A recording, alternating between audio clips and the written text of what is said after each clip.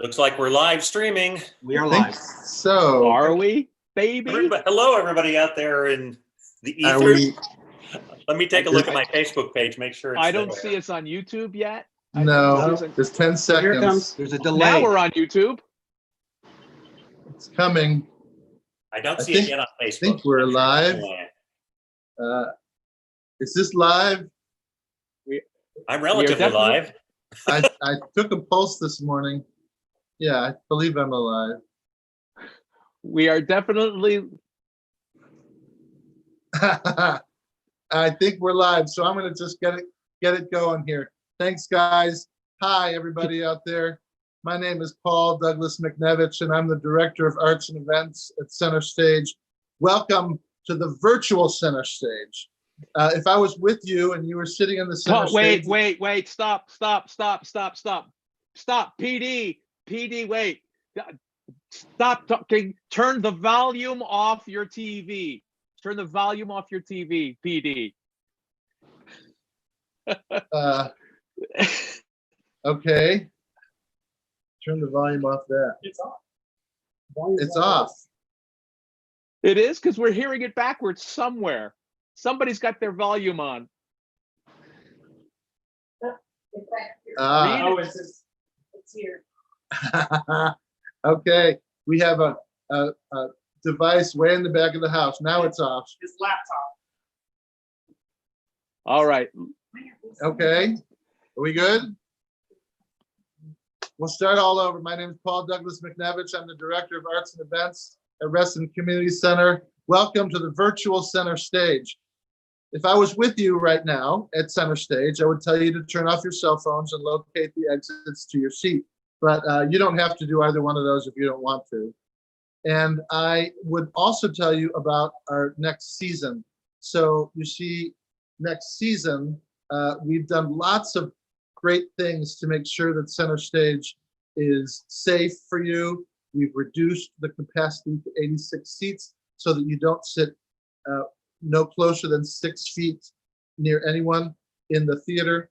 And we will have lots of safety measures in place. And we have lots of great things planned for you, including Ibram X. Kendi coming, and Michael Twitty, and Regina Carter, and Ed Begley Jr., and B.D. Wong, and lots of other great things.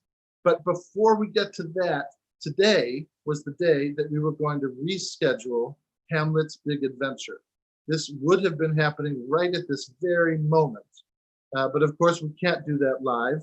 And so our dear friends at Reduced Shakespeare Company have decided to do something for us today. So now I'm going to just hand it over to them. Ladies and gentlemen, the Remote Shakespeare Company. Hey. Hello. Hi, Reston. Thank you, PD. I'm Austin Tichenor. I'm Reed Martin, and we are 2/3 of the Reduced Shakespeare Company. And we are 100% of the Remote Shakespeare Company. We have put together this live event today, and if the rehearsal goes well, Reed, I think it'll go very well next week when we do this for real. Yeah. Once we open, it's going to be great. This dress will be a little challenging, but we'll do what we can. Well, and Matt Croak is our technical wizard behind the scenes, putting this all together. So if you do have any problems with the technical stuff, that's all on him, really. I just want to say hi to some folks that are on YouTube right now. Hi, Larry, Robin, Karen, Trey, Haley Croak, good, Steve Cordell. Thank you and my old good friend OT63. I don't know. I love OT. We're down with OTT. Yes, we're OTT. Over the top. Yes. And I need to apologize to PD because those voices in my head were coming from my feed. That was my bad. So that's my excuse when I hear voices. Yeah, it's my feed. Apologies to PD and Michael and Linda and everybody there. Let's kick things off with a slightly formal introduction. It's a confusing time in not just the world, but in America. Maybe it's even more confusing in America. In the world and America. Yeah. But we're It's part of American exceptionalism. We are exceptionally bad at managing this current crisis. I think we've proven that irrevocably. But nonetheless, I thought, Reed, what do you think? Should we start with a national anthem? Kick it off? I say yes. Well, let's do it, but let's do it. I think we need a new national anthem. You know, Star Spangled Banner, great song in its day, but written by a slave keeper. You know, it's impossible to sing, and it's in English. There are many problems with the Star Spangled Banner. So I've written my own different national anthem, and I want to sing it for you now. And please, if you're watching, feel free to kneel. Okay, I'm just going to watch then, Austin. Good. All right. Oh, beautiful for spacious skies and non-exploited waves of botanical companions, for mounted majesties of color and free-roaming non-human beings beside the differently harvested plain. Oh, non-Eurocentric bioregion, non-theologically specific supreme being, if they exist, shed gender fluid grace on thee and made you more of a non-heteronormative, multicultural eco-warrior. From chronologically gifted anthropomorphized river to cosmetically enhanced sea. Perfect. Play ball. You may all rise.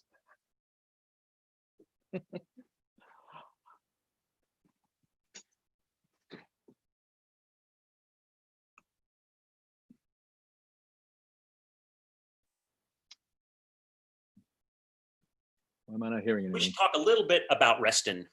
It holds a very special place in RSC history. As we said in the promo, the RSC's relationship with Reston CenterStage is one of the longest relationships in showbiz history, which isn't saying much because most showbiz relationships last about 3 days. But we have been coming to and performing at Reston every single season since 1987. We performed all of our shows there.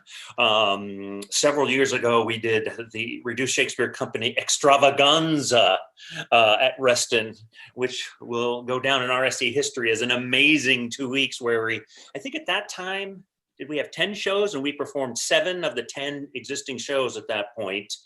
7 of the 9. 7 of the 9, then 9. Yep. Yeah, over 2 weeks, and it was just amazing. And PD and Lila have just taken such good care of us over the years. So those of you who live in Reston, it's just such a great asset to your community, and thank you for supporting it. Yeah, and not only do we have a great relationship with the people who run the Reston Center, PD and Lila. Lila has been really with the Reduced Shakespeare Company longer than either you or me, Reed. I think that's true. I think it's fair to say, which is why she got the jacket, and she knows. And the only drag about today is that we're not actually going to see Lila. I hope she's watching us, and I know that wherever she is, we will be able to hear her laugh. And it might be at laughing at things that are supposed to get a laugh and don't, and then I like hearing her laugh a second later. But we also have a great relationship with the Reston audience. People who have come, I mean, in the DC area generally, who've seen us at the Folger Shakespeare Theater or the Kennedy Center or the Reston Center. You know, we have so many great fans there in the greater DC multiplex, metroplex. It's really fun to be able to go back. I don't know. I can't remember whether I told this story at the extravaganza or not. But Lila has not only booked the Reduced Shakespeare Company. She's booked you and me, Reed, as individuals to talk about our book when it came out. Mm-hmm. She booked a reading of your one-man show, Accordion Lessons. Yep. Accordion Lessons. She booked my wife Dee Ryan's one-woman show, Deconstruction, which was super fun. She even, the first time we performed at the Folger, Dee was touring with Second City. So she booked Dee's touring company of the Second City at the Reston Center while I was performing at the Folger, and then let us have a, what would you call it, a conjugal visit at her house. Hey, kids! And so, I mean, that's, what other venues do we have that have acted as procurers and pimps and Pimps for Us. Read. I can't think of any. I think Lila and the Reston Set are the only ones. I think I can't say anything about any of that anymore. Oh well, except for that hotel in Liverpool. That's the only. There you That's go. the only example you have. Story for another time. My Reston story is, I think it may have been the very first time I went there. It was Jess, Adam, and I, and Jess got injured. And I barely knew the show. I had been with the company only a few months. I barely knew the complete works. And so Adam and I did a 2-man version of complete works of William Shakespeare abridged and incorporated Lila's son, Tommy, into the show. He was young at the time. And for several years, every time he came back to see us, and there were 3 of us, I think he kept asking, well, why am I not in the show anymore? I don't think he asked that anymore, in fairness. Well, I don't know. Maybe he does, which is Maybe he does. Yeah. sad and tragic. So what we thought we would do today is, since we can't be there in person like we were supposed to be, we just wanted to, get online and do some readings for you. And it's a chance for me and Reed to see each other, actually, which is nice. And also, take whatever questions you have, say hi to whoever's making comments in the YouTube. Are you getting comments on Facebook, Reed? I know you're monitoring that. I'm not. Lady Diane Williams is here in DC. Rick Eng, Jeffrey McClurkin. Thank you guys for tuning in and participating there on the YouTube. Should we go back to the beginning and do an excerpt from that show that's just over my shoulder there? I think we should. Yeah. From the Bible, the complete Word of God abridged? Yeah, let me step away for just a moment. Oh, are you peeing? Yeah, but I'm... Okay. All right. It's all you, babe. So why don't you intro it, Austin, and then I will enter a character. Oh, got it. Okay. And then the Lord dispersed the people, those who spoke Japanese to Japan, those who spoke Cuban to Florida, and those who spoke Babel to Washington, D.C. Which brings us now, of course, to Abraham. Thank you, Lord, for delivering me into the land of Canaan 17 seconds ago. You're welcome, Abraham. Are you happy to be down there in Canaan? Oh, yes, Lord. What would you give me to ensure that you and your descendants live in Canaan forever? Oh, I would give anything, my Lord. Good. Give me the foreskin from your penis. Excuse me? Give me the foreskin from your penis. That's what I thought you said, but I'm confused. What's a foreskin? Well, the foreskin is that useless piece of flesh at the end of the penis. I thought that was a man. No, I meant the other end.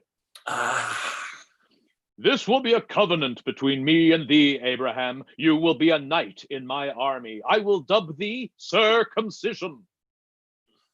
But why? Why do you want my foreskin? I'm making a wallet. When I rub it, it'll turn into a suitcase.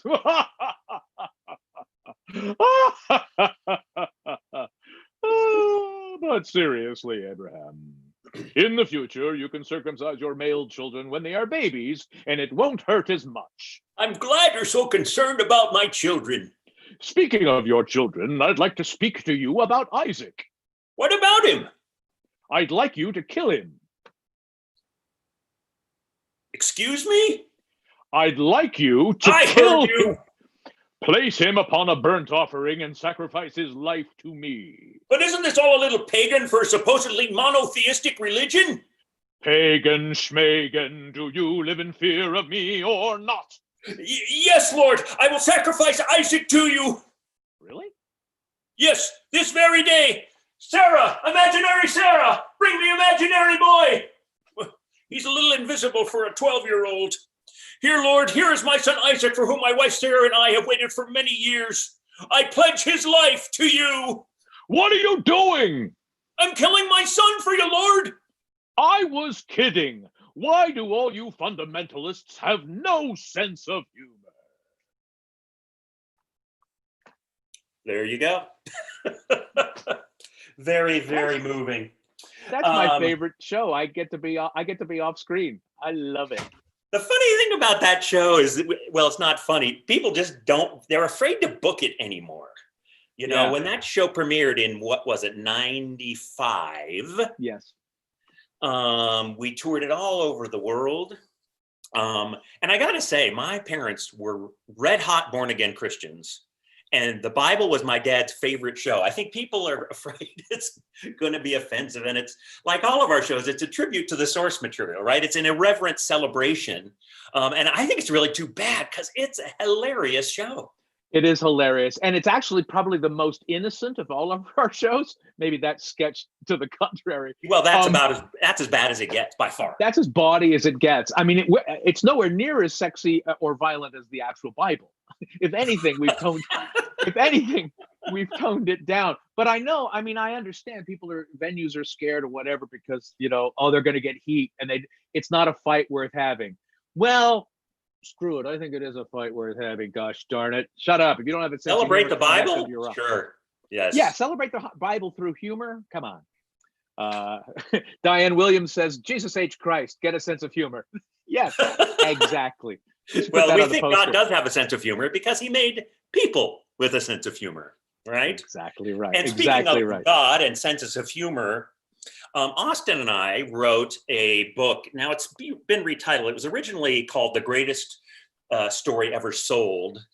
We've since turned it into an ebook and retitled it How the Bible Changed Our Lives, mostly for the better, and that's available online. You can find an e-version of it.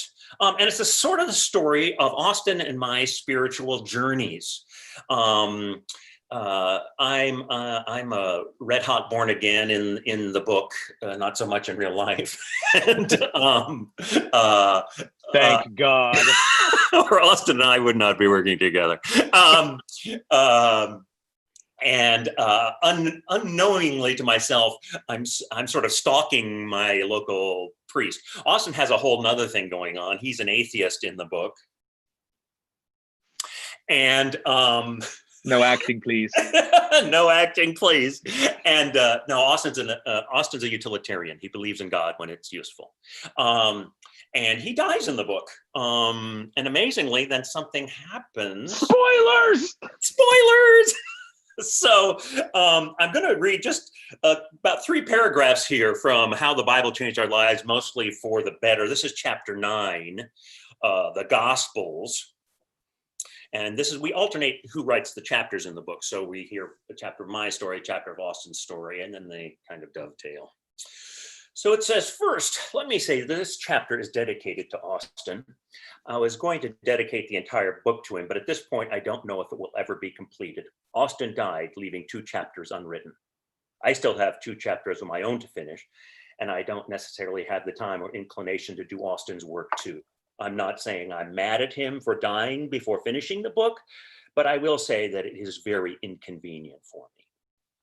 I'm shocked and saddened by Austin's passing. I knew him well. We collaborated on 6 plays, 3 books, 4 radio series, and a television pilot that never got picked up. I pray for his family and know their finances will be fine if they prevail in their current litigation with me over Austin's portion of our royalties. We never know when our time will be up. Leprosy, who would have thought? I know that Austin was beginning to look for spiritual answers near the end of his life. I don't know whether he had found God by the time he died, but it is not for us to judge. That is up to God. I will leave it in his hands. So while Austin burns in hell, let's talk about Jesus. So forgiving. Yeah. While you were reading, Reed, we got a request on in the YouTube chat from, again, our old friend OT63, who said, "Can we get a world famous Reed Martin celebrity impression?" I'll close. This was a thing. This was that's from the Reduced Shakespeare radio show, our BBC World Series 6-part radio series, which I think chronologically didn't it happen sort of right after the Bible, sort of 95, 96? Is that when we put it out? Right around, yeah. I mean, I think it might. I got to go look it up. It's early 90s, definitely. Yeah. Well, and one of the running gags, Reed Martin, a professional impressionist, came on and gave us professional impressions. How's your, do you do an impression of Donald Trump? Yes, I'm huge. I'm the greatest. Thank you. That was not actually Donald Trump. That was just an incredible performance by Reed Martin, professional impressionist. Thank you. Wow. Thank you very much. I'm sorry. That was so great. Now, can we do Kim Kardashian? Oh, dear. Thank you. Thank you very much. Very good. You've really upped your game a little bit. You've added a Well, physical component. On the audio tape, the visuals didn't work as well. Yeah, that's probably good. Andy says his audio cassette version of the radio show states 1996 is the copyright year. Okay, perfect. Kids, audio cassettes were a thing that happened before CDs and MP3s. Between CDs and Victrola, yes, they were a thing. Now there was we also after the Bible show, we thought that, hey, there was a handful of songs in the Bible show. Let's do a full-on musical. And how successful was that, Austin? It was so successful, we never did another musical. It was the complete Millennium musical, abridged, and it starred Reed Martin, myself, and my wife Dee Ryan. Music by Nick Graham, and it was really fun to do. But you know, the millennium came and went. It's available if anybody wants to produce it. It's now called Western Civilization: The Complete Guide for the Complete Guide Abridged. Could we do a little excerpt from that? I don't know why you ask. We've already planned to Austin, do an would it kill you to play along? Would it kill you? Fine, go. Yes. No, all right. All right. So this is the top of Act 2. Step right up, little lady. You too, sir. I have a question for you now, the answer to which may change your entire life. Are you tired of the pain of surgery? When your doctor slices you wide open, do you sound something like this? Ah! Or this? Oh! Or this? Ouch. Come on, let all the kiddies get up close, because now you can have surgery pain-free thanks to ether. No more bullets to bite on, no more whiskey-induced stupors with this new miracle wonder drug ether. Whoa, head rush. So remember to ask your doctor to use ether and experience this, woo, instead of this. Ah! And just think, with the wondrous discoveries of that little froggy, Louis Pasteur, in another 40 years, doctors will start washing their hands. Ether, it'll knock you out. Bravo, bravo, well done. Thank you. Good night, everybody. Thank you. I don't remember, is that actually the opening of Act 2 or just near the beginning of Act 2? Near the beginning of Act 2. Near the beginning, because later on we'll do an excerpt from the Complete History of Comedy Abridged, which is very much in the same style and is absolutely the opening of Act 2. We're not above stealing from ourselves. Well, and you've done these. I mean, that was a great solo bit, and I wanted to do my complete history of not complete history, but my collection of the world's greatest poems. Oh, but that's great. Awesome. I don't have it. No, I've got it. Hang on. You've got it. Yeah. Really? Yeah, can you? I don't know. I put it in this envelope. Yes, please. You want Just it? give it to. Yeah, hand it to me. Yeah. Oh God! Well, you don't need to pollute it. Yeah. Oh God, nasty. Thank you for that. Yeah. Well, great. This is hand sanitizer, Clorox wipes, hand lotion. No, Austin. No, don't read that. That's my shopping list. Do me a favor. Do not read that. Reed, this is not what I was looking for. I was looking for my world's collection of poems. Austin, your collection of poems is on the back. It doesn't. Oh. All right. Hang on. I think I can get this. Let me see.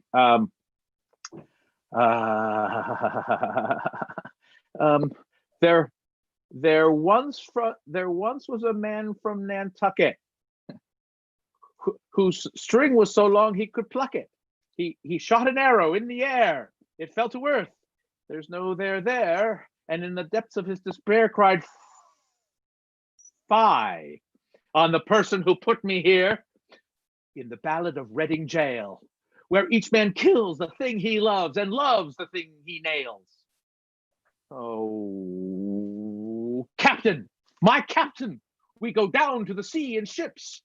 The rhyming ancient mariner stormed the beach. Beware the Jabberwock, my son, who dares to part his hair behind, and in Xanadu did Kubla Khan dare to eat peach, bananas, cucumbers. Let us go then, you and I, when evening is spread out amongst the sky. Skylight burning bright, first star I see tonight. Rage, rage against the dying of the light. Do not go gentle into Gladys night. Two roads diverged in a wood today. How do I love thee? Let me count the way. I think that I shall never see a poem as lovely as Beyonce. Into the Valley of the Dolls rode the 600 on the 18th of April in 75. 76 trombones led the big parade, and I was staying alive.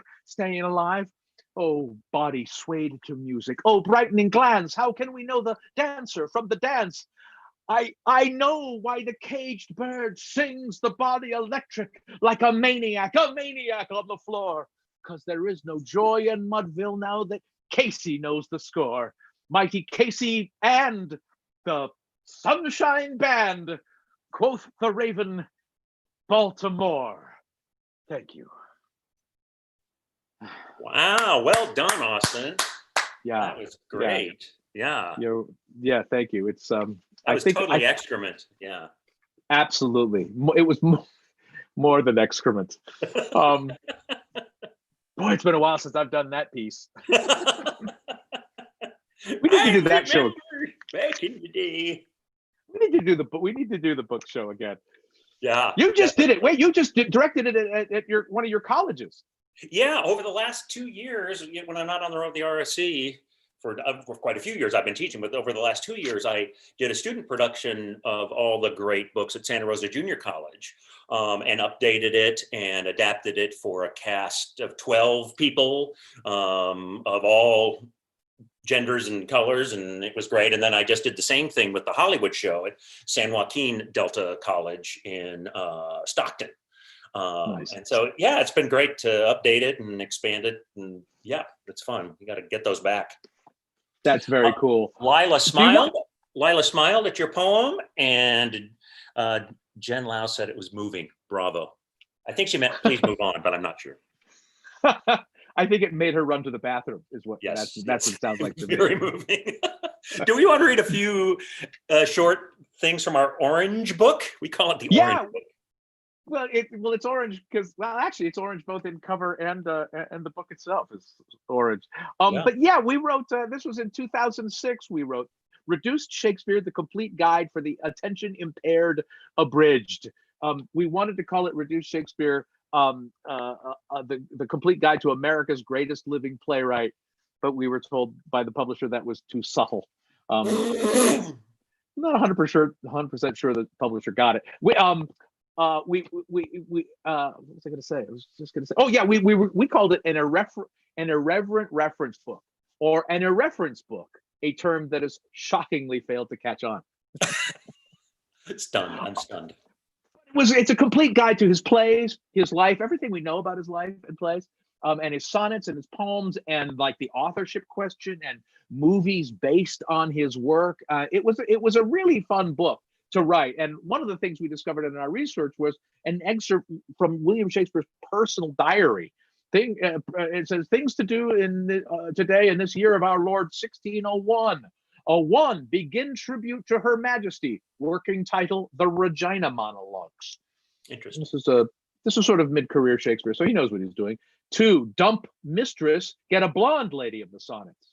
Okay, good advice. Number 3, inform Lord Meineke I'll be recompensed with all. I needs must have a woolen scarf and shan't pay a lot for this muffler. He had a lost career there in advertising jingle slogans. Take out the next number, take out garbage, which includes Timon of Athens. That would have been good. Good point. Finish Richard IV, The Revenge. Smart. The Revengeing. See, we didn't in one of our shows with Richard for The Revengeing.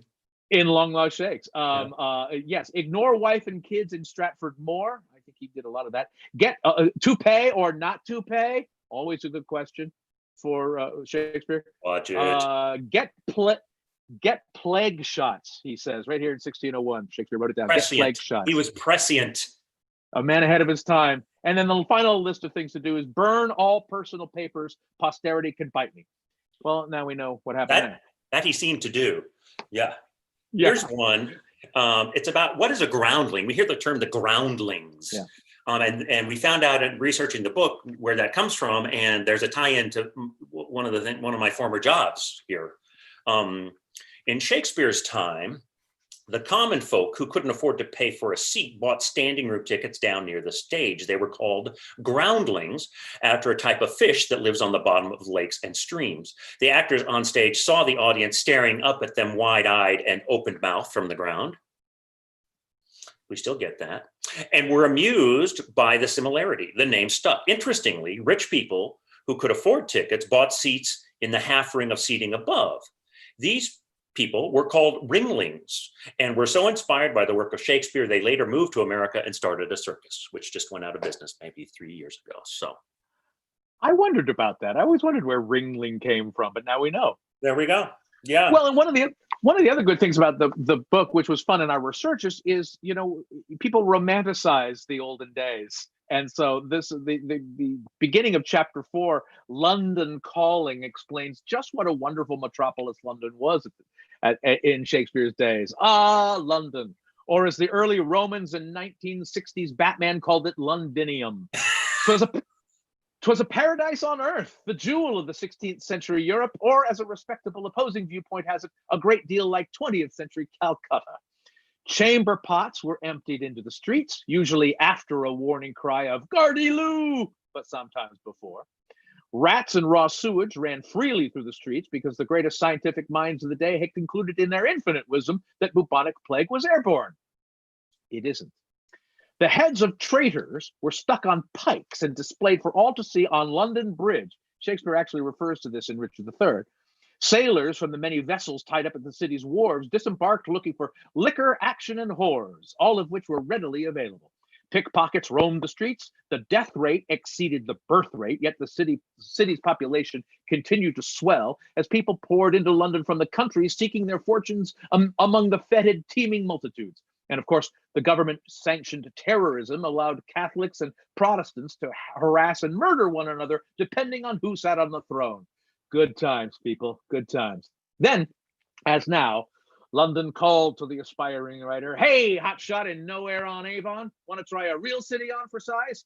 Shakespeare heard this siren call, and like millions of his countrymen before and since, made his way to the capital city of London, only nobody knows when or how. One persistent legend says Shakespeare was caught poaching deer and had to flee Stratford to escape prosecution. Others speculate that he joined a troupe of traveling players and simply returned with them to their London base. But as we know, Shakespeare's wife gave birth to the twins Judith and Hamlet in 1585. And because that's the last record we have of Shakespeare for 7 years, it seems safe to conclude that Shakespeare took one look at 3 mewling, puking babies, snapped his fingers as he remembered the theatrical destiny that awaited him, shouted the immortal words, "I'm out of here," and split for the city. Poetic genius? Absolutely. Devoted family man? Not so much.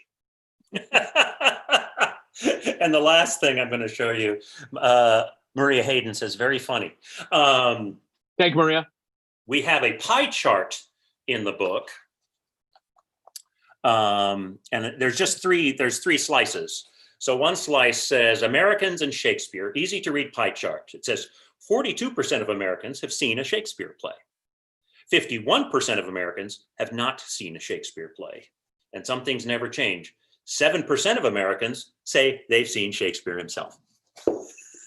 That number seems low to me. Doesn't it now? Of late, yeah. I mean, it feels, with all the people still going out and they're still wearing masks, and Florida having the worst rise of cases ever since, and Disney World threatening to open up, all future zombie movies need to have a large contingent of people who run towards the zombies crying "liberal hoax." Come on, everybody, we love you. H.P. Sheridan says, "I first saw the Reduced Shakespeare Company in London in 1985, I think. I think you're wrong, HP. The RSC first came to the UK at Edinburgh in 87. I think they played 87 and 89. Yeah. I joined at the end of 89. Our first season in London was at the Lillian Baylis Theatre in December of 1990.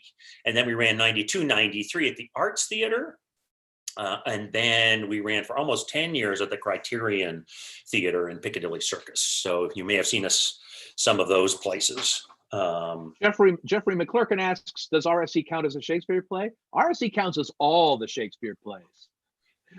Oh, Between the complete works and William Shakespeare's Longwell's first play, Abridged, I think you get the entire mighty canon. the oeuvre, pardon my French. Oeuvre. Saying hi to Michael Dubois, who signed in, Diana Cheng. It's all of them. Diana agrees with us for sure. Where now, are Austin, we, Reed? do you want to, oh, Emma Harris is watching. Hi, Emma. Do you want to, I mean, I just got these doors in the background, but I think you're in your man cave office in the basement of your house. Do you want to give everybody a tour there? Yeah, sure. One of the, I will, happy to. Okay, I'm going to sign out. I'm just going to go away for a sec. Fine, good. One of the things we've been doing to keep busy, keeping busy during this pandemic and lockdown has not been hard.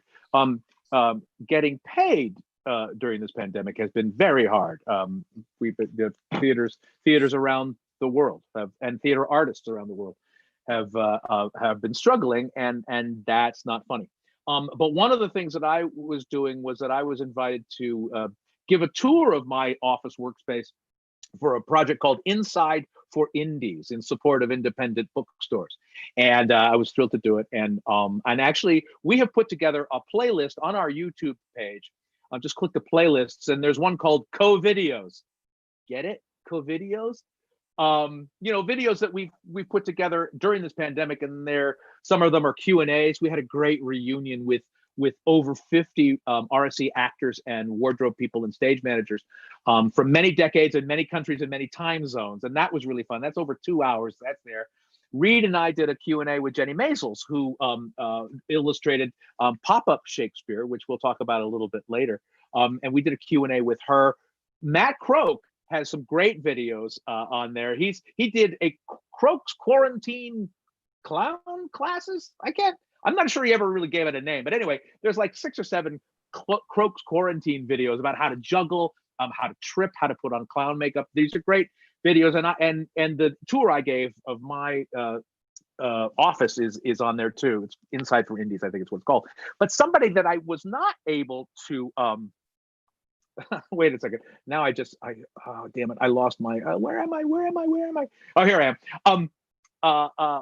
One thing that I was not able to do, unfortunately, is introduce somebody that has been very important to me, very helpful, because I'm working alone now. I'm not working with Reed, so that's weird. So fortunately, I've got Barry, and I hey Barry, and I named him after Bill Hader. That's right, in the HBO show, which is great. If you haven't seen it, you really should.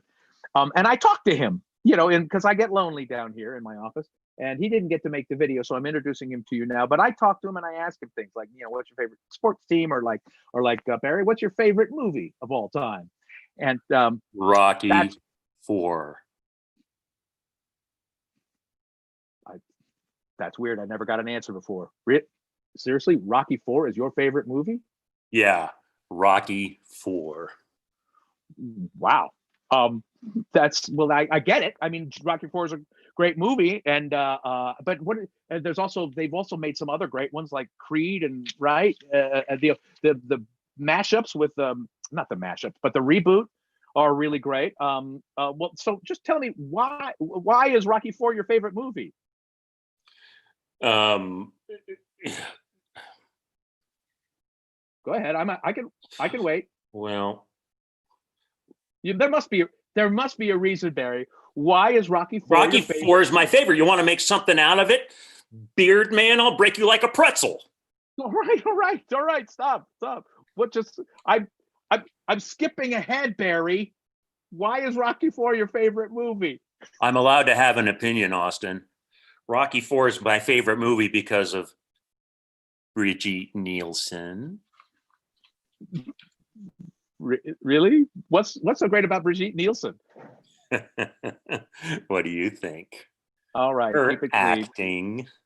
All right. So Rocky IV is your favorite movie because Brigitte Nielsen's such a phenomenal actress? I don't just like it for her acting.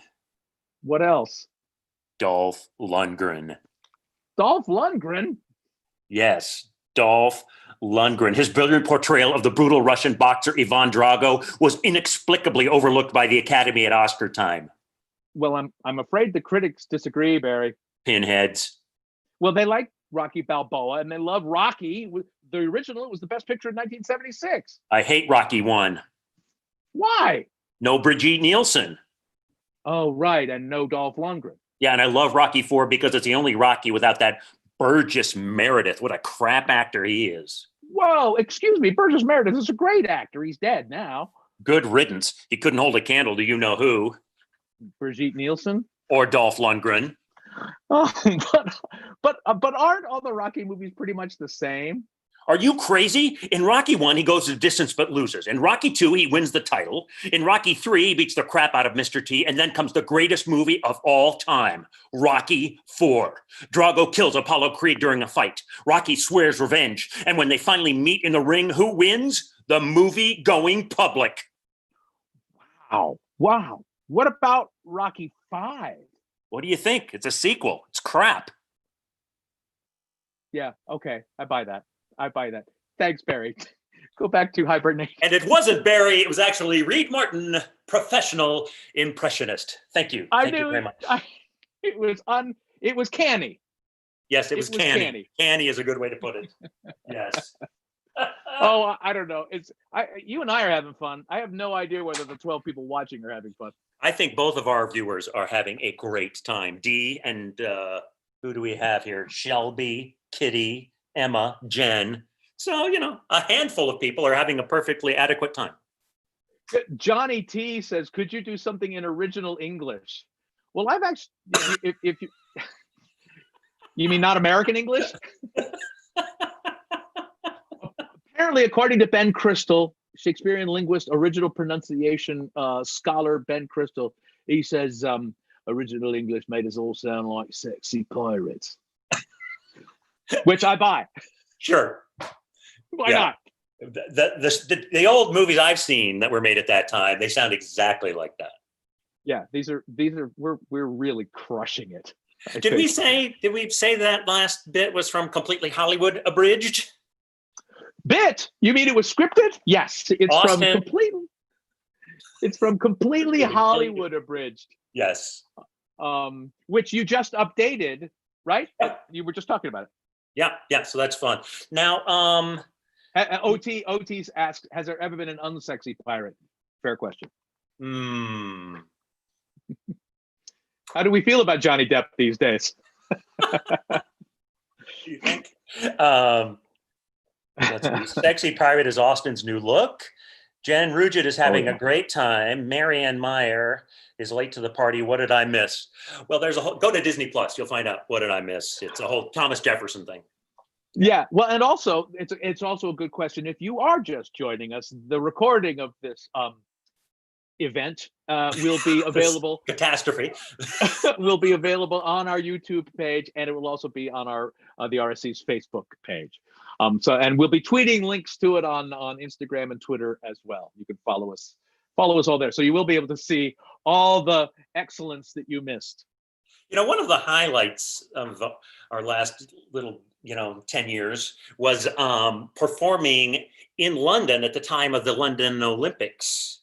Yeah. We did a tour all around the UK of the Complete World of Sports Abridged. And then we performed, was it for a month, 6 weeks, at the Arts Theatre in London.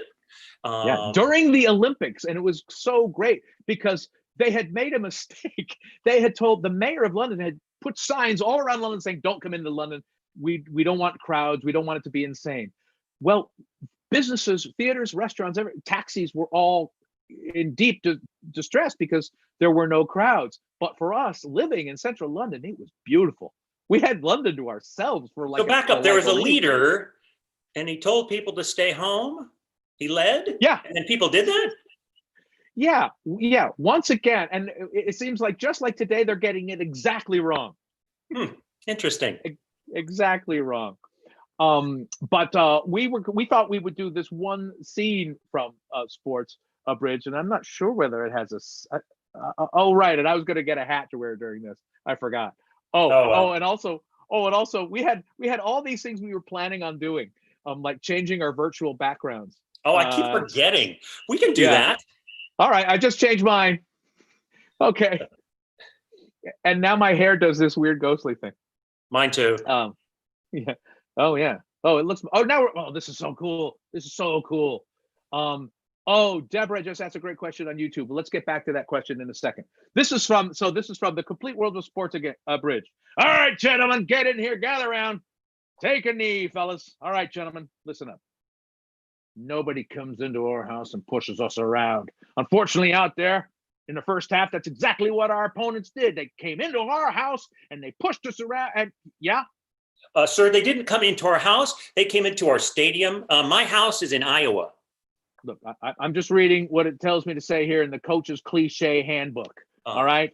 Now, as I was saying, not only did they come into our house and push us around, they rearranged the furniture, went through our drawers, and put our wives' underwear on their heads. Yeah, what? Yes? I don't have a wife, sir. I know, son. And I'm not your son. Yeah, no, I get that. Thank you. Now, you know what this team needs? Some good players. Yes, true. But what I was looking for is heart. We just don't have heart. I have a heart. Yeah, I know. Yeah, I definitely have a heart. Yes, I get that. Yeah, otherwise I'd be dead. Well, you did look kind of corpse-like out there. But my point is, you gotta want it, ladies. You gotta want it bad. Sir, we're not ladies. I know. And it's badly. What? Badly. You gotta want it badly. What did I say? Bad, but the correct English is badly. It's an adverb, a part of a speech that modifies a verb, often formed by simply adding ly to the adjective. Thank you, Shakespeare. My name's not Shakespeare. No shite, Sherlock. And my name's not Sherlock. Stop it.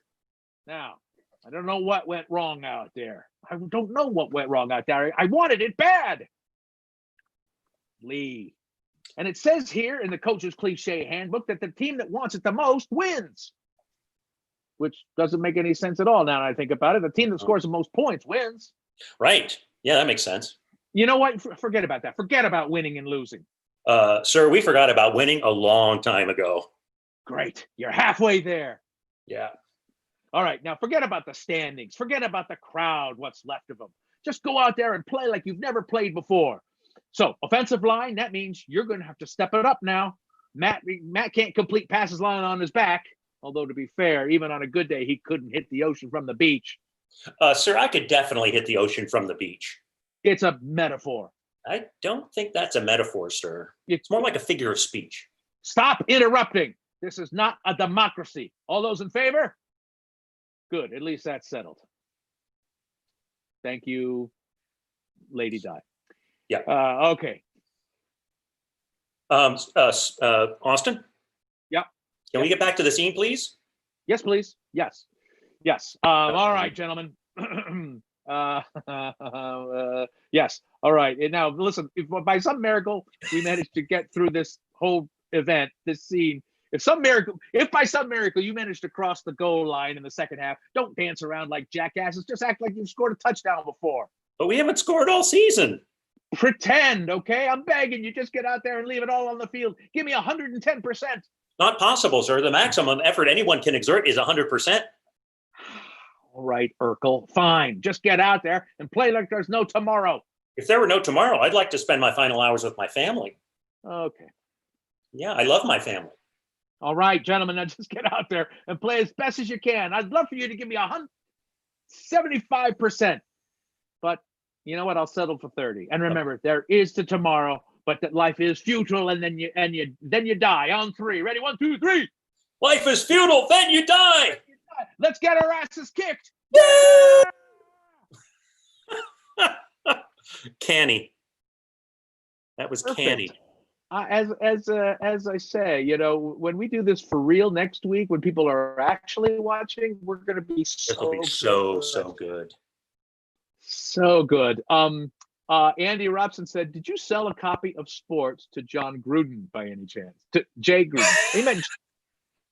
Wait, is there a Jay Gruden? I thought there was a John. Well, Gruden. John Gruden is the dad, who's the head coach of the Right. Raiders, and Jay Gruden he's still the coach of the Washington NFL team. Do they have a new name yet? I heard they're going to have a new name very soon. Well, Andy Robson would know. He's a big fan of that that team there in Reston, whose name we do not mention. Like I still call it National Airport. So there. Olivia Weiss says, hello from Pittsburgh. Surely you remember us, longtime fans. We came to see Long Lost in Pittsburgh. Yes, of course. And Randy Davis says, Sports is the only one I've never seen or read. And Kitty Kong loves a 30% reference. Woohoo! Sports. I had this fantasy that the sports show would come back every 4 years, like during the Olympics, either summer or winter. And then we found out that theater people, theater audiences don't go to plays about sports typically. Unfortunately, yes, they don't mix.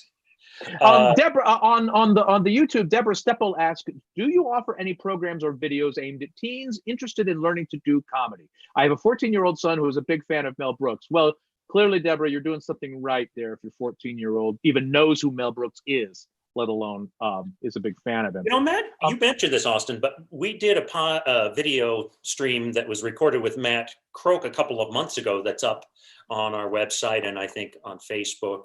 And we talk a lot about our process, how we go about writing, how we go about performing. So yeah, you should be able to find that on our YouTube page. And on the playlist, the co-video playlist on our YouTube page, we actually have the videos that Matt Croak put together, his quarantine comedy classes. Croak's quarantine comedy, I don't know what the name is, doesn't matter. He put together a handful of those videos. No, we don't is the reduced answer to your question. Specifically, we haven't cultivated or curated or put together a syllabus for that. But maybe it's something we should do. That could be fun. Yeah, some of the theaters we perform at do put, but it's tending to be generally for younger kids. No, I guess maybe not. Maybe it's young teens, but like a study guide. So like when we go to someplace like the New Victory Theater in New York, which is geared a lot towards students, they'll put together a study guide for Long Lost or books or whatever. Yeah. Chronologically, I can't remember what's next. Is comedy next or is Christmas next in our oeuvre? In our Mikey Cannon there.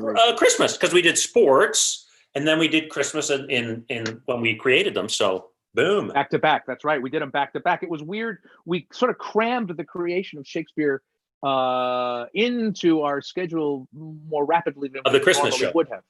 The Christmas show. Thank you. More rapidly than we would have, because there's only 2 months at best during the year when we can take the Christmas show out. But It has become such a popular show for us. We bring it out, we tour it every year, and sometimes more than one company is out there because it's sort of exactly what you want at a Christmas show, and it's really fun to do. It's short and sweet, and it's hysterical in the way that you want a Christmas show. It's irreverent, but also reverent, like a lot of our shows are. But it's also strangely poignant in a way.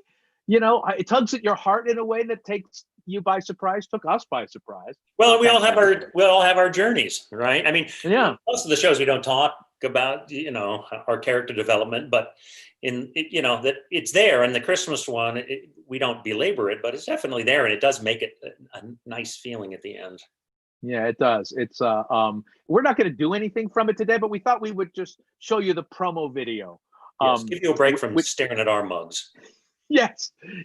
So if Matt Croak wants to share, and here it goes. 1, 2, 3, 4.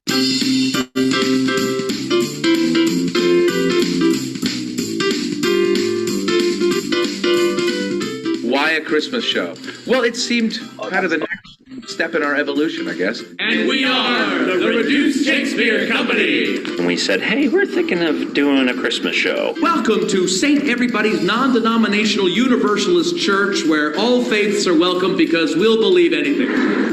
I think we fall into, I hope, in the best way, sort of the old vaudeville tradition. Once again, St. Everybody's has asked us, the Reduced Shakespeare Company, to put together and host their annual multicultural interfaith holiday variety show and Christmas pageant.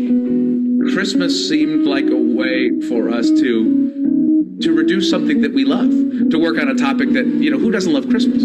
For Austin, Christmas is about singing and festive foods. Dashing through the snow in a one-horse open sleigh. Ow! For Reed, it's about Jesus. Christmas is about Jesus. For me, it's about the presents, because that's what we want, people, right? We want presents. Mrs. Santa Claus. Mrs. Santa Claus. Mrs. Santa Claus. The awesome chick behind St. Nick. Mrs. Santa Claus. The nice thing about the Christmas show is that it is irreverently irreverent. It's a celebration of the holidays, but with a very slightly twisted viewpoint. It's kind of a variety show. There's sketches, there's banter, there's singing, there's physical business. It's an honor to allow our home to be the birthplace of the most important person in history. She's going to give birth to Lady Gaga.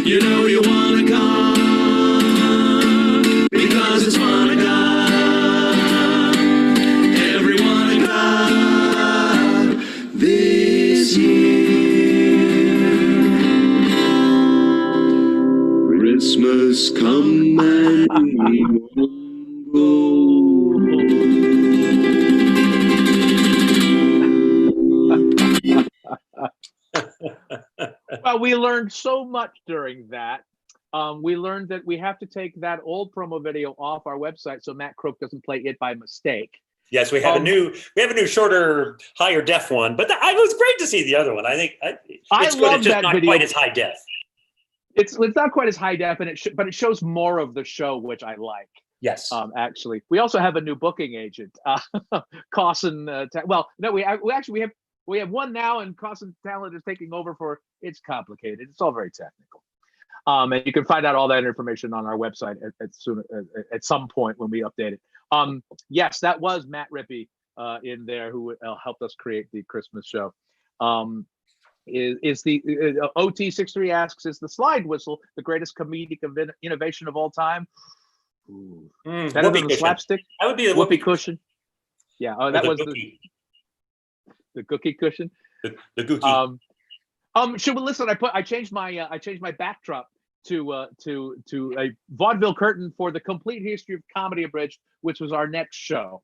And I will do that. I will do that bit now that is very similar to the bit Reed did earlier from the Millennium Show. Shall I? Right.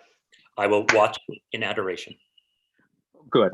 Ladies and gentlemen, boys and girls, children of all ages, do you poop out at parties? Strike out at small talk?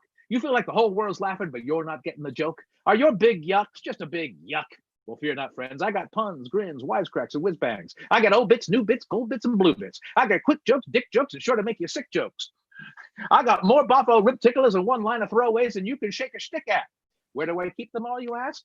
Right here, friends and neighbors. You too can learn the secrets of comedy with my very own surefire, 100% guaranteed elixir of laughs. Just one spoonful of my miraculous elixir of laughs will turn a sad sack into a top banana. What's in it? Why, only the most well-kept secrets of the Orient and the Borscht Belt. With enough chutzpah for a schlemiel or a schlemazel, it'll give you a nachas in your kishkas till you plots. And that's not all, cats and kittens. We got catchphrases, spit takes, double takes, sight gags, scene stealers, showstoppers, snappy patter, and as a special deal for our Canadian customers, a poutine routine. That offer's only good in Canada. Apparently the joke is too. And if you act now, I will throw in absolutely free of charge a lifetime supply of dirty limericks straight from Nantucket. With this, I said straight from Nantucket. Fuck it. With this specially blended bottomless bottle of teasers, taglines, and toppers, you will shock and guffaw the crowd. We got dead baby jokes. How did the dead baby get to the other side of the road? He was stapled to the chicken.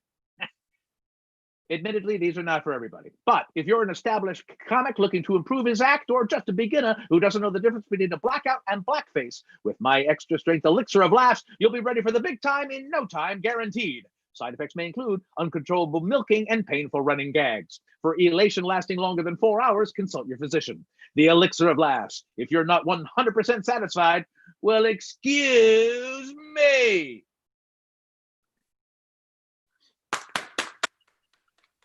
Woohoo. Beautiful. Ooh, you've gone to that. You've gone to the Hamlet's Did I Big go Adventure. to the wrong one? Castle, but yeah, that's completely different than what it should be. Oh, there we go. It's a miracle. It's a perfect. Yeah. So this is actually a thing that there's the script. Yes, the complete history of you got to hold it in front of you. Complete history of comedy abridged, available as all of our scripts are from Broadway Play Publishing. This was actually a thing that we discovered in our actual research, that the very first joke book ever written was called Liber Facetiarum, published in Italy in 1451. And this is true. The jokes were gathered from an actual organization called the Vatican Joke Club. Enlightening and spiritual. No, read dirty and blasphemous. Once you start. Did you hear that Father Glass refuses to serve Sunday Mass? He risks eternity in hell so he can watch the NFL. Ha, ha. In the name of the knock knock, the riddle, and the double entendre. Ha, ha. Let us begin by acknowledging our faults, and so prepare us for the sacred hilarities. I confess that I have greatly punned in my thoughts and in my words, in jokes I have said and in jokes I have failed to say, through my schmaltz, through my schmaltz, through my most grievous schmaltz. Therefore I ask the Blessed Virgin Mary and all the stand-ups and clowns, and you, my brothers and sisters, well, actually just brothers, to pray for me to the Lord our God. May he spray seltzer on us, forgive us our puns, and bring us to everlasting laughs. Ha, ha. Ha, ha. Our first reading today comes from the Book of Hypocrites, chapter 2, verses 1 through 6. A nun at a Catholic school asked her students what they wanted to be when they grew up. Little Susie declared, "I want to be a prostitute." "What did you say?" asked the nun, completely shocked. "I said, I want to be a prostitute." "Oh, thank goodness," said the nun. "I thought you said you wanted to be a Protestant." The word of guffawed. Ha, ha. Ha. Our second reading today is from the book of Libidinus. An old man bursts into the confessional and says to the priest, "I've got to tell you this. For the 30 years I've been married to my wife, I've never cheated. Then this beautiful young woman moved in next door, and since then we've been fornicating like crazy." And the priest says, "How long has it been since your last confession?" And the man says, "I've never been to confession. I'm Jewish." "Then why are you telling me this?" And the man says, "Are you kidding? I'm telling everybody." The word of guffawed. Ha, ha, ha. Our final reading comes from Second Comicals. One day our Lord Jesus Christ did walk into a hotel, place 3 nails upon the counter, and ask, "Can you put me up for the night?" And there was much groaning. The word of guffawed. Ha, ha. Ha, ha. Let us offer one another a sign of caprice.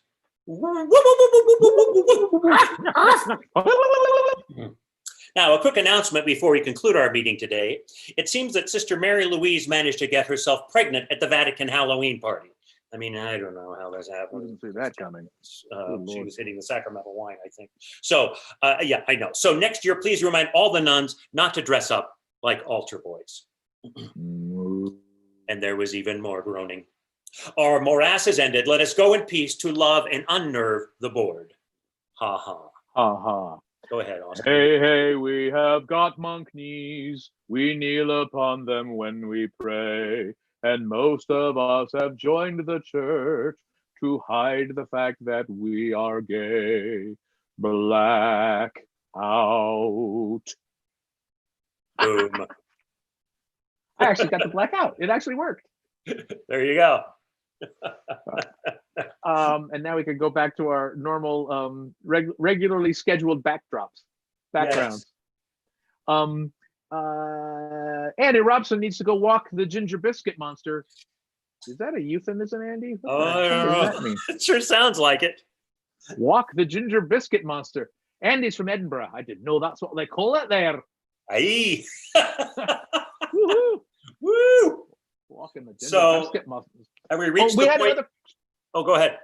No, we have, but Deborah says just one more thing in the high school kids. Did you know that Mad Magazine closed after 67 years of publication? Yeah, there's a real hole in the market, she says. Maybe we could step in and fill it. Yes, because if there's anything more lucrative and financially stable than theater, it's magazine publication.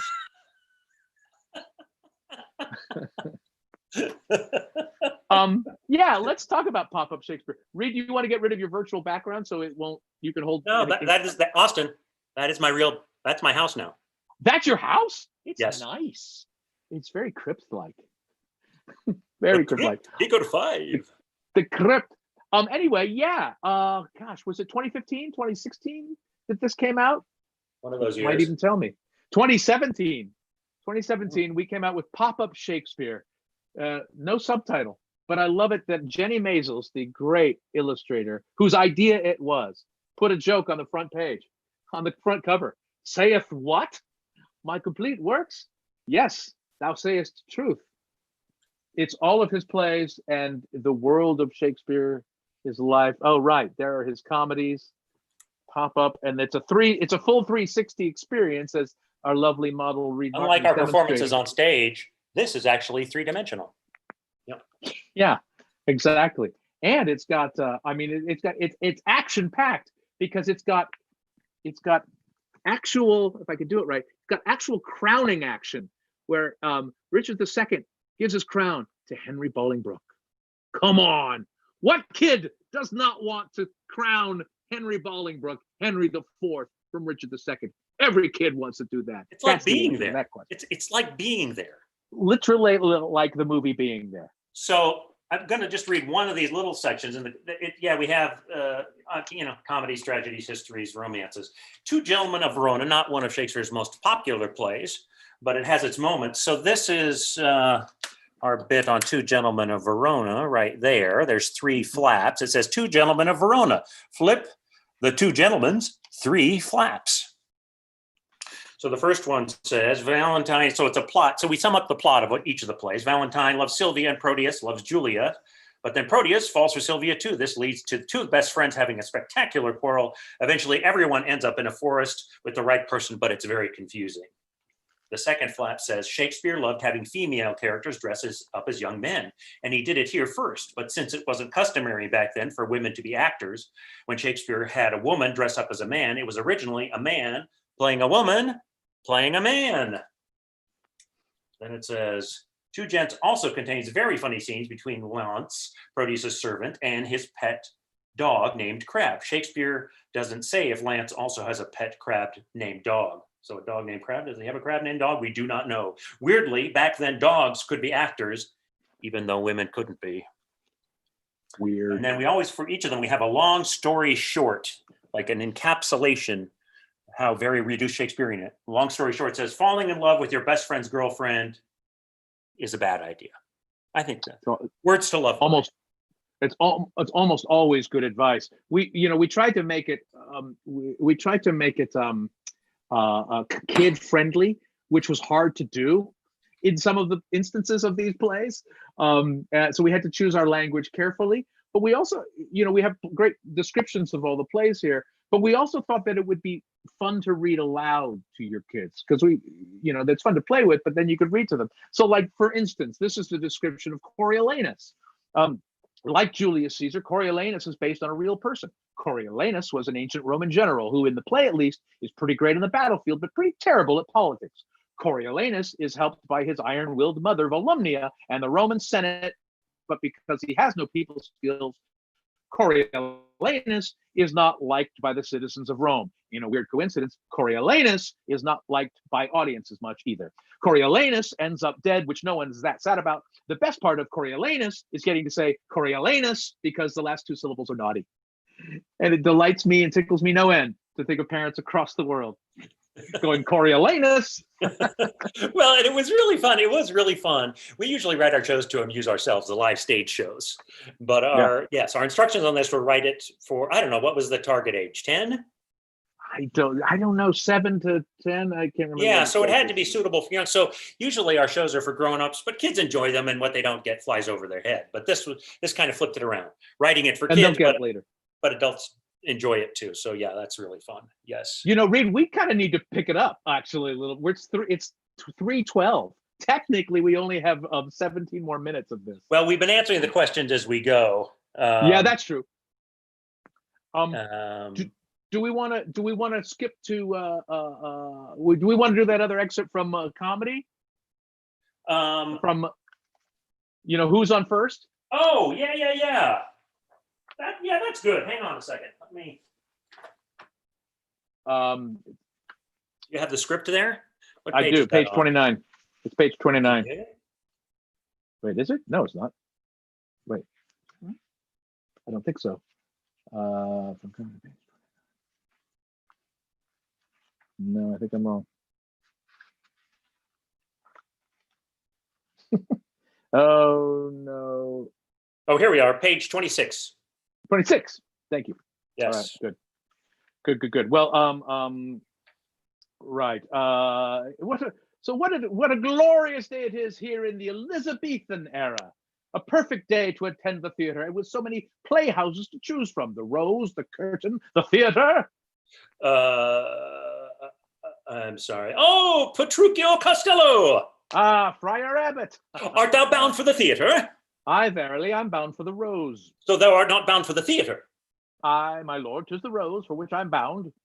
Good sir, I remain confused. Thou sayest thou art not bound for the theater? Sir, you remain witless and deaf. The theater is my destination. I am bound for the Rose. But not the theater? Aye, the theater, thou shit-headed Shakespearean. What strange malady possesseth thee? I am bound for the Rose Theater. Now I perceive that we may have been at cross purposes. I asked if you're going to the theater, Burbage's specifically named playhouse. I mistook you, sir. I thought thou maintained some foul malevolence towards the Rose. No, sir. The Rose by any other name. Blah, blah, blah, blah, blah. Well, I needs must be off, good friar, or I shall miss the curtain. My lord, the curtain is that way. Why do you tell me this? I don't know. Third base. Thank you. Thank you very much. Thank you very much. Very, very moving. Anybody who knows anything about us really knows that Abbott and Costello are a huge influence, and Who's on First is the greatest comedy sketch ever written. And now we know from our research that Abbott and Costello stole it from William Shakespeare. There you go. Do we want to play the promo for or should we skip the promo and just do the bit from the scene from the I would show the Long Lost promo. Shakes? Huh? If we're going to do one, I'd show the promo, I think. All right. Matt Crow, can you play the promo video for Long Lost Shakes? William Shakespeare's long lost first play, abridged. And if you can't, that's cool. I have HBA, Hamlet's Big Adventure. Is that it, or is that a different one? Oh, that's not it. That's you're right. That's the promo video for that. Never mind. You're right. That's yes. We're confusing ourselves. So let's do the bit from Long Lost, and then we'll show the promo video for Hamlet's Big Adventure. That's great. That's great. I messed that up. Thank you. All right. Hey, we got to hear Matt Croak's voice, so that was nice. That's the magical Matt Croak, the man behind the scenes who makes all of these possible. Thank you, Matt Croak. Deborah, thank you for posting the link to our book on Amazon. Appreciate it. Thanks for the laughs, Karen. Thanks for the love that. Michael. Yeah, so this is from William Shakespeare's Long Lost First Bridge, and it was fascinating to discover that because we didn't realize that all Disney movies are based on Shakespeare. Yeah. No, they're not. At the bottom. They aren't. Yeah. Disney movies are not based on Shakespeare. What's the Disney version of Hamlet where the prince's father is murdered by his uncle? The Lion King. Well, that's a bad example. Okay, what about Henry IV, Part 1, where a young man shirks his responsibilities with his fat, lazy friend? The Jungle Book. What? Mowgli and Baloo. Okay, so what's the Disney version of King John? Pete's Dragon. Nobody's seen Pete's Dragon. Nobody's seen King John. What about Richard III? Hunchback of Notre Dame. Midsummer Night's Dream? Fantasia. Magic. Run Amok. Macbeth? The Black Cauldron. Comedy of Errors? The Parent Trap. What? Long Lost Identical Twins. Okay. Othello? Othello is the basis of Aladdin. No, it isn't. What's the parrot's name? Iago. Damn. Okay, what about The Tempest? Swiss Family Robinson. Okay, haha, got you. Merchant of Venice. Isn't that full of offensive racial stereotypes? Yep. Song of the South. So what's the Disney version of Winter's Tale? Frozen. But I don't... Let it go.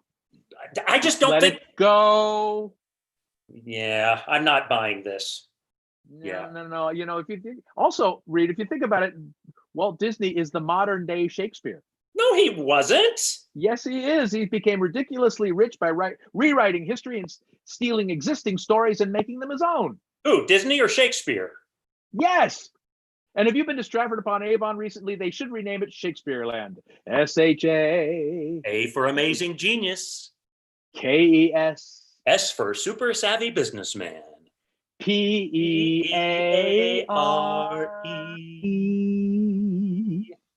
Woohoo! E for idiotic. Yeah. Hey, we harmonized there on the Zoom. Beautiful. We Zoomanized. So now. Yeah, let's show the HBA video. So should we set it up first? Yeah, go ahead. We'll talk about it. This is the prequel to Hamlet. This is our most recent show.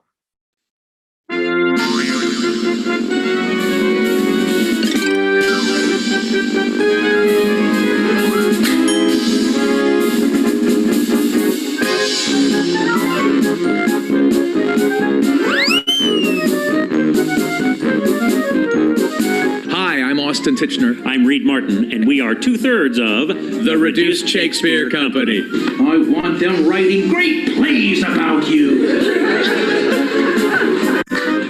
You're thinking, well, Hamlet, the Prince of Denmark, greatest play ever written. Let's try to top that. What if we wrote a prequel? What happened? How did everybody get to the point they are at the beginning of Shakespeare's Hamlet? That's what we've created. And if Hamlet is the greatest play ever written, I think by the transitive property, that means Hamlet's Big Adventure, a prequel, is the second greatest play ever written. Other than The Odd Couple.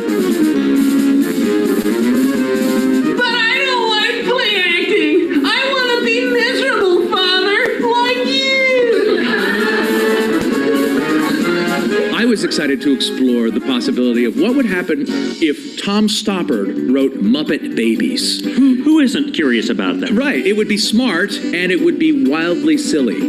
That's the Reduced Shakespeare Company. To be Ali or not to be Ali? That is the question. So in Hamlet's Big Adventure, a prequel, Ophelia won't take swimming lessons. Hamlet's father is still alive, likes to dress up like a ghost and scare people. To release thy bowels when I am near!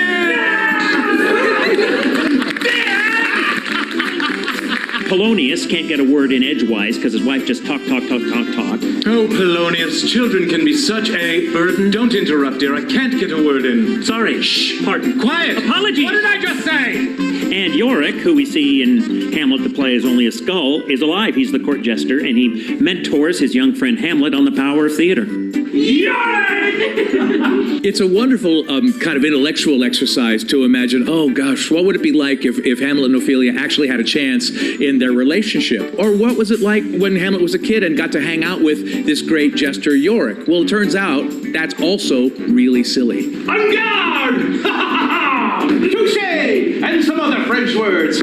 Where is Mrs. Polonius? Why is she not even mentioned in Hamlet? Yeah, what happened? What happened before the events of Hamlet that make Hamlet turn out to be the tragedy it is? Well, that was not supposed to happen.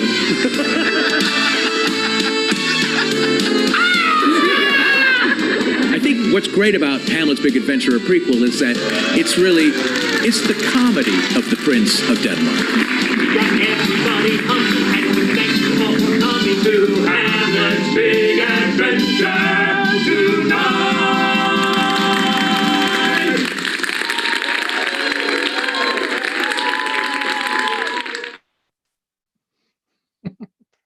That's it. That's we don't even need to talk about Hamlet's Big Adventure now. We could just do it. So what we thought we would do today, and Reed's going to change his virtual background while I talk about this, is we would do for you, since we were going to perform it today, but now we're not scheduled to perform Hamlet's Big Adventure in Reston until next March 2021, and fingers crossed we'll all be back to normal by then. We thought we would read the first scene of Hamlet's Big Adventure, a prequel, and for you, and give you just to whet your whistle a little bit. All right, and I will start. I'll start off camera, shall I? This is what I look like when I wear a wig. It's eerie. Ooh. Hamlet. Who's there? Stand and unfold yourself. Mark me, Hamlet. I will. My hour is almost come when I to sulphurous and tormenting flames must render up myself. Oh, poor ghost! Pity me not, but lend thy serious hearing to what I shall unfold. Speak, I am bound to hear. So art thou to release thy bowels when I am near. Oh, Dad! Oh, Hamlet, I wish you could see thy face. Oh, God. So shaken as you are, so wan with care, find you a time for frighted peace to pant and breathe. Hamlet, breathe. Can I not to the kitchen for a glass of water go without being accosted by mine own father? Every time, sweet prince, you fall for it, every time. 'Twas not as bad, dear father, as the time whilst asleep, alone in my bedchamber, my hand you placed in a bowl of warm water. Of the bedclothes there was a great soiling. When we were boys, I used to do that to your uncle Claudius. So angry was he that he swore he'd kill me. What canst I say? Look you, Hamlet, it fits my humor well. Thou art a lover of practical jokes. Are there not enterprises of great pitch and moment the king my liege should attend to? Don't remind me. Today and tomorrow and tomorrow and tomorrow. You'll know when thou becomest king, Hamlet. Uneasy lies the head that wears a crown. Fear not, father, I shall be ready when the time doth come, for 'tis as the song says, I just cannot wait to be king. Be careful what thou wishest for, Hamlet. To be king, my boy, is no fun at all. My throne is my prison, and its secrets would harrow up thy soul, freeze thy young blood. The meetings, oh God, the endless meetings, reading reports, greeting ambassadors, executing prisoners, invading countries, advisors going on like poison in mine ear, maintaining security, waging war. I barely see my wife anymore. What wouldst thou be if not king of Denmark? Oh, I'd be like a kid in a candy store with all the choices available to me. I would I had bestowed such precious time in foreign tongues, or dancing, or fencing, stepped on the stage, been a player of parts. Oh, had I but simply followed the arts, I could have sang, composed a sonnet or two, and that, my boy, is what I'd have you do. Me? No, father, that life is not for me. I've always known what my path is to be. Yes, yes, you're single-minded, ready to go. You're the most decisive young man I know. If they need a guy to decide or commit, my Hamlet can do it lickety-split. But slow down, take your time, think what you do. There are many options for a boy like you. Your fate isn't fixed inexorably. Make a choice. Your tale's not a tragedy. I have made my choice. I will be the king. Why should I consider another thing? First of all, I'm the king. You're not the king. You are barely the prince of anything. It'll be many years before you're crowned, so you should take that time to look around and see what you like. You're smart as a whip. I'm sure I could get you an internship, perhaps with the royal beekeeper. The royal beekeeper? Thou couldst assist, help count the colony. 2 bees or not 2 bees? That's your suggestion? Look, don't pretend you didn't see that coming. All right. Hamlet, you're young. You have time to explore. I'll tell you, I've never shared this before. There's one trade into which I wish you'd go. There's no business like show business. Like no business I know. The roar of the grease paint, the smell of the crowd, the laughter of people you've totally wowed. When I get applause, 'tis not worth a thing. They'd cheer a baboon if he were the king. I'm an old dog, but you're just a pup. Embrace the childhood I had to give up. If 'tis as important to you as teams, why did you choose to give up your dreams? There wasn't really a choice to be made. Father forbade it, and I was afraid. You? Afraid and not allowed to pursue things I wanted. I don't want that for you. You will have options that I didn't get. Don't control me because you're filled with regret. Looking forward, it would make me so proud to see you on stage in front of a crowd, telling some jokes, perhaps singing a song, one that would make everyone sing along. You deserve glory, fame, acclaim too. I want them writing great plays about you. I'm sorry, Father. My answer is no. Wait. I know one person who can show you the ropes and all the tricks of the trade. Show you how the showbiz sausage gets made. He's toured the world. He knows how to work it. Played the whole Scandinavian circuit, from Stockholm, from Oslo, from Copenhagen to Malmo. He brought the Lillehammer down and wasn't stinky in Helsinki. He puts the oops in Uppsala and the sin in Elsinore. Please welcome the best, who keeps getting bester, the incomparable Yorick, my royal jester. Well, that was pretty much the first act that they've seen. So yeah, and we'll leave it there. We'll leave Yorick's entrance for next March. Yes, that's the opening. The little spoiler, I guess, that you witnessed, anybody who watched this, is that the Hamlet's Big Adventure, a prequel, opens exactly the way Hamlet does, with a ghost and concern and conversations between Hamlet and his father. Yes. And it was weird. It was great because we did this. We workshopped it and premiered it last year and performed it. And then I saw a production of the actual Hamlet. And it was when they got to the gravedigger scene and they pulled out the skull of Yorick, I was not inexplicably, I was surprisingly moved, because I went, wait, I know Yorick now. I know Yorick. I've met him. I've seen a play about him. And Hamlet's Big Adventure prequel is as much about Yorick and Ophelia and Ophelia's mother as it is about Hamlet. And it answers all the questions that you've had or that anybody's had when they watch Hamlet. Well, there's 6 main characters, right? There's Lilith, there's Yorick, there's Hamlet, there's Hamlet's father, there's Polonius. I'm forgetting one, but 3 of those characters are people that we don't really get to see in the original, because Lilith isn't even mentioned. That's we made up Polonius's wife. Yorick is dead, and as is Hamlet's father. So we get to see all 3 of those people alive, and it was really fun, sort of engineering the scripts to get it right up to the point just before Hamlet, the Shakespeare's Hamlet begins, and so it's really fun. And we thought my original thought anyway was, what if Tom Stopper wrote Muppet Babies? And I thought, it'll be fun. We'll see Hamlet and Ophelia as like little kids. And then we thought, well, that looks stupid, played by us. But then we thought, no, let's write the play that happened. It takes us right up to the beginning of Hamlet, the tragedy. So there. I mean, literally at the end, Hamlet's father goes, "I'm going to go take a nap in the orchard." Bye-bye. And it's all happy.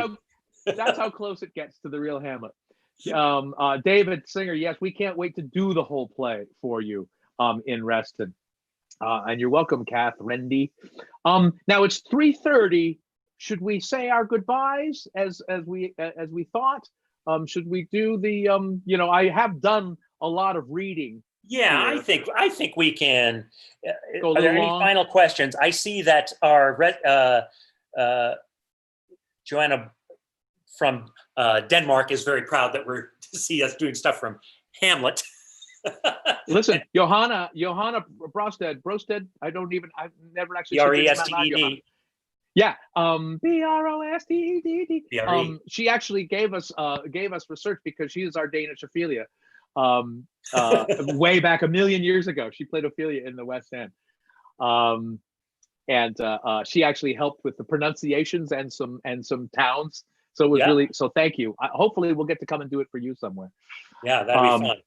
I think we should wrap up. We do. Yeah. If anybody's got 2 or 3 final questions you want to put up on YouTube or Facebook, we'll answer them. And then we have a little video clip, right, Austin, of the song? Yeah. Well, we want one final video clip to take us out. But right now, I just want to brag because during this pandemic, I have read so many books. I've gotten so much reading done, and I read all the great books to read, so I can encapsulate each of the great books in a single sentence. No, you can't. Yes, I can. Yep, try me. Okay. Before I try you, let me get back into my house. Oh yes, it's drafty in there. Yes, that was enough Denmark. Let's see. Hit me. Okay, so tell me again what you did. You said you could do what? You mean establish the premise of the bit, Reed? Would it kill you to play along? I can encapsulate all these books in a single sentence. Okay. Go ahead, try me. The origin of species. We came from apes. Interpretation of dreams. I love my mother. That's it? No, I really love my mother. Oh. Okay. The Tao. Oh my gosh, it's going crazy. It's up so high. No, not the Tao. The Tao. Oh, the Tao. Desire nothing. Walden. Simplify your life. Thus spake Zarathustra. God is dead. 1984. Don't trust the government. Animal Farm. Don't trust the pigs. The Feminine Mystique. Don't trust the pigs. That's not. Fair enough. Keep moving. All right. Keep moving. Silent Spring. Don't trust big business. Canterbury Tales. Don't take a long trip with people who like to tell long, boring stories. All right. Alice in Wonderland. Don't do drugs. On the Road. Do drugs. Frankenstein. Don't mess with nature. The Odyssey. Don't write a book in Greek that nobody can understand. Ulysses. Don't write a book in English that nobody can understand. Okay. Heart of Darkness. He dies in the end. Camille. She dies in the end. Sunset Boulevard. Dies at the beginning. The Bible. Comes back to life at the end. Very good. Okay. The Great Gatsby. Rich people are screwed up. Das Kapital. The workers are screwed. Oliver Twist. The workers are screwed. To Kill a Mockingbird. The mockingbirds are screwed. Picture of Dorian Gray. Don't be so obsessed with youth. Moby Dick. Don't be so obsessed with the whale. Don Quixote. Sanity is overrated. One Flew Over the Cuckoo's Nest. Sanity is overrated. Harry Potter. Just overrated, as is she. And misguided. For Whom the Bell Tolls. Don't write long sentences. War and Peace. Don't write long books. Star Wars. Not a book, but Darth Vader is his father. Citizen Kane. Not a book, but Rosebud is his sled. Dianetics. Not a good book, but people will buy anything. Okay. Remembrance of Things Past. I like cookies. Tom Jones. What's new, pussycat? Whoa. Beowulf. Don't make us read this crap. Lolita. Don't be such a pervert. The Fountainhead. Don't rely on anybody else. Death in Venice. I like that boy, but now I'm dead. Crime and Punishment. I killed that guy, but now I'm dead. Satanic Verses. I wrote that book. They want me dead. Bridges of Madison. No, 50 Shades of Grey. Bridges of Madison County. Pick one. What? Doesn't matter. Don't write this crap. Gone with the Wind. Frankly, my dear, I don't give a damn. Woo! Give a damn. Well, yeah. I think that the new answer to Gone with the Wind is it's only appropriate with a contextual disclaimer. Yes, exactly. Jen Lau is hilarious. Jen Lau says, same time next week. Yes, see you there. Yes. Where Deborah is asking, where do those doors lead, Reed? Hallway, closet. All right, very good. So I think that pretty much answers the most important question. The most important. Are there any other questions? Good. We might be finished here. Yes, I'm seeing if there's any questions here that anybody had. Same time next week. That was the question. That was from all the great. That was the end of the show from all the great books abridged. If we didn't say that. Listen, if you want to find out, after this is over, after you've watched this, whatever, we're available on. You can find us on Facebook. You can find us on Twitter @Reduced. You can find Reed and I personally on Twitter too, @Reed of RSC and @Austin Tichenor.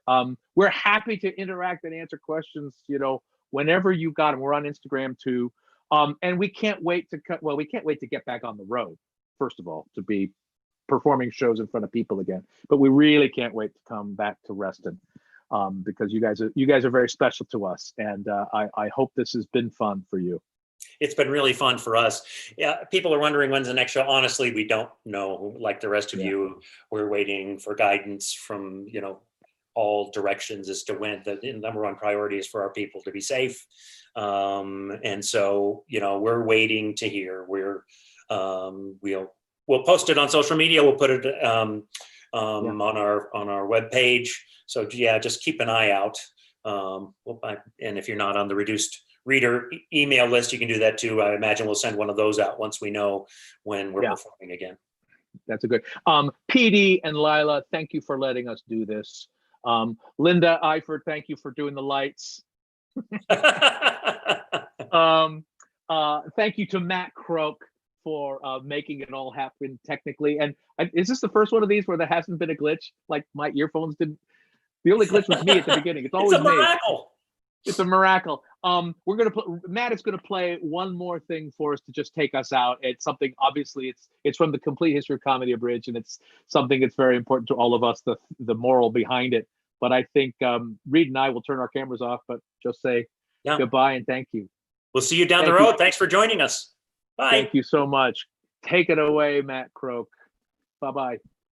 Hi, I'm Austin Tichenor, 1/3 of the Reduced Shakespeare Company, and obviously we're very disappointed we've had to postpone our live performances for the next few weeks, but as many people keep saying, the show must go online. So here's a little something I wrote for the Complete History of Comedy Abridged. I laughed till I cried, I thought I would die, when Dick Van Dyke came in the door, tripped over the ottoman onto the floor, and my very favorite joke machine was Mad Magazine. The Knights Husseini, they just destroyed me, when Arthur rode across the moors, and Michael Palin said, someday, lad, all this will be yours. What, the curtains? No, not the curtains, lad. What's wrong with her? She's beautiful, she's rich, she's got huge tracts of land. Everyone just howled with glee, not just me. I love Looney Tunes, they were always so funny, like Porky and Daffy, especially Bugs Bunny, plus Chaplin and Keaton and Goofy, and now Mr. Bean. The Coens, the Zuckers, the Farrelly brothers, John Hughes, Billy Wilder, and a couple of others made some of the funniest movies that I've ever seen. They made me laugh till I cry, plus Laurie and Fry, and the Fireside Theater and Bob and Ray, Lily Tomlin and Will Ferrell and Tina Fey. And Spinal Tap was my idea of heaven. It goes to 11. I laughed till I cried, I thought I would die,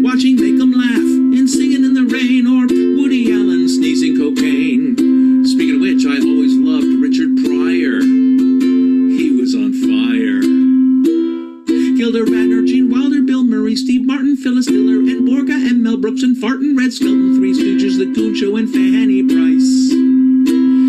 I loved Annie Kay in the Corchester sword fight and Animal House with that funny food court fight. I saw Bill Hicks rant and Second City improvise. And Edmund Blackadder's a bit of a wizard, and Patton Oswalt and Chris Rock, Eddie Izzard, and Don Rickles said racist things with a comical snarl. Amy Schumer and Poehler, the Nutty Professor, Weird Al and Stan Freberg, Tom Lehrer, Frank Lesser, and Groucho and Chico and Harpo and Zeppo and Carl. The great Peter Sellers, so solemn and silly, and Eddie and Robin and Whoopi and Billy, and Jonathan Winters forever had me on the floor. Ooh, and Carol Burnett, who was funny and generous, Mae West, Dorothy Parker, and Ellen DeGeneres, and Rhoda and Mary Tyler, and so many more.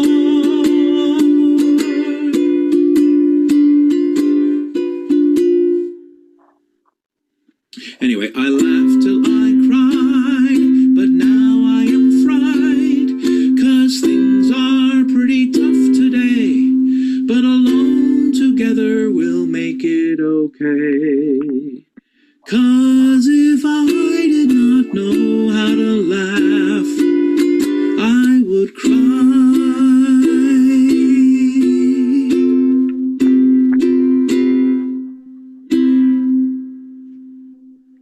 Stay safe, stay home.